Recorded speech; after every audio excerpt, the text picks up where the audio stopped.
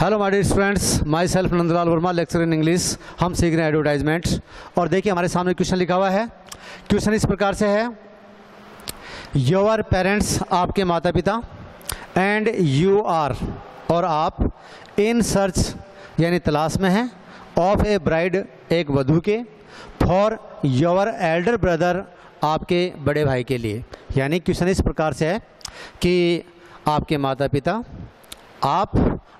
आपके बड़े भाई के लिए एक वधू की तलाश में हैं। ठीक है। प्रिपेयर एन एडवर्टाइजमेंट, आप एक विज्ञापन तैयार कीजिए टू बी पब्लिश, प्रकाशित करवाने हेतु इन दी मैट्रिमोनियल।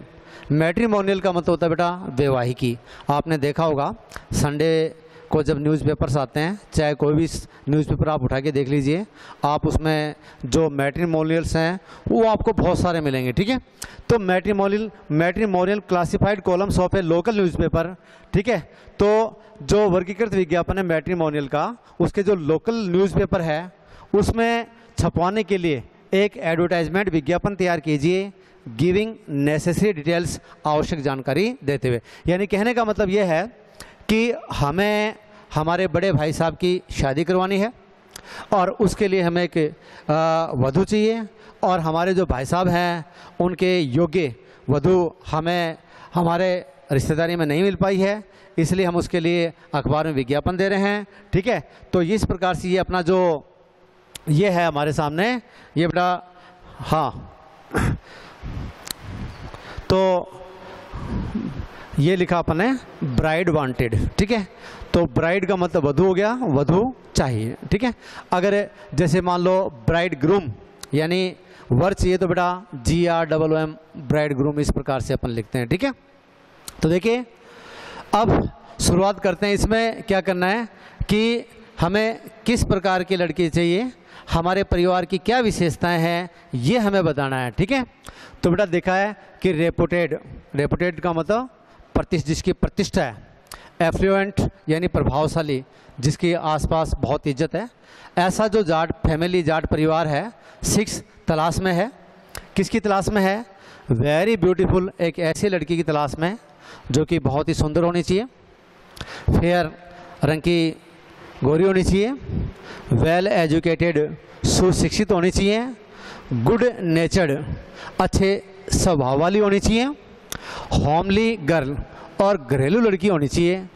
और किसके लिए चाहिए हमें? फॉर टॉल, जो हमारा भाई है क्या है? लंबा है, यानी लंबा है, हैंडसम सुंदर है, फेयर रंग में साफ भी है, अट्रैक्टिव पर्सनैलिटी आकर्षक उसका व्यक्तित्व है, 26 साल है उम्र, 5 फीट 11 इंच उसकी हाइट है, लेक्चरर और वो लेक्चरर लगा हुआ है इन ए गवर्नमेंट कॉलेज, एक सरकारी कॉलेज में, फादर और जो पिताजी हैं रिटायर्ड RS, वो रिटायर्ड सेवानिवृत्त RS अधिकारी हैं, मदर माताजी हैं वो प्रिंसिपल हैं, रेजिडेंस और उनका जो निवास स्थान है इन जयपुर में है, कास्ट नोबार, जाति का कोई बंधन नहीं है, उचित गुणों वाली लड़की होनी चाहिए, इंटरेस्टेड पार्टीज़ और जो इच्छुक जो पार्टीज़ हैं जो कि मान लो इसमें रुचि रखती हैं, कैन सेंड वो भेज सकते हैं, रिसेंट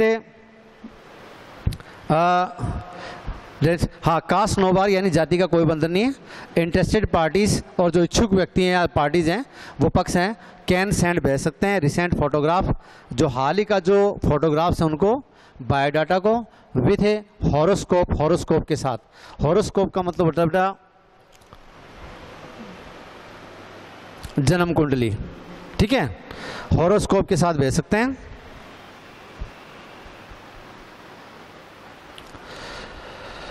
ईमेल, और आप ईमेल कर सकते हैं सुनील सामोता।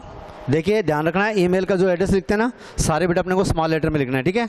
सुनील सामोता 111@gmail.com, कोई भी नाम हो सकता है, जरूरी नहीं कि यही हो। ठीक है। तो मैं रिपीट कर रहा हूँ बेटा एक बार फिर, ब्राइड वांटेड वधू चाहिए, और रेपुटेड एफ्लुएंट जाट फैमिली यानी प्रतिष्ठित और जो इज्जतदार जो परिवार है वो जाट परिवार है, 6 तलाश में है, वेरी ब्यूटीफुल फेयर, एक बहुत ही सुंदर फेयर रंग में साफ, वेल एजुकेटेड सुशिक्षित, गुड नेचर्ड होमली गर्ल, अच्छे स्वभाव वाली घरेलू लड़की की तलाश में है। फॉर टॉल, अपने पुत्र के लिए जो कद में लंबा है, हैंडसम है, फेयर है, अट्रैक्टिव पर्सनैलिटी है, आकर्षक व्यक्तित्व है, 26 साल उसकी उम्र है, 5 फीट 11 इंच उसकी हाइट है, lecturer in A government college और सरकारी कॉलेज में लेक्चरर है, फादर रिटायर्ड RS अधिकारी हैं, मदर प्रिंसिपल हैं, रेजिडेंस इन जयपुर, जयपुर में उनका निवास स्थान है, कास्ट नो बार, जाति का कोई बंधन नहीं है, इंटरेस्टेड पार्टीज और जो इच्छुक हैं कैन सेंड रिसेंट फोटोग्राफ्स, हाल ही के जो फोटो हैं उन्हें भेज सकते हैं बायोडाटा के साथ विथ हॉरोस्कोप, यानी बायोडाटा विथ हॉरोस्कोप यानी जो जन्म कुंडली उसके साथ, ईमेल, ठीक है, ये यहाँ पर लिख दिया बेटा अपन ने। तो इस प्रकार से हम देखते हैं कि कोई भी एडवर्टाइजमेंट हम लिखते हैं तो उसमें जो खास विशेषताएं होती हैं वो ही हमें लिखनी पड़ती है, और मुझे पूरा विश्वास है कि आपको ये समझ में आया होगा। ठीक है, थैंक यू, धन्यवाद।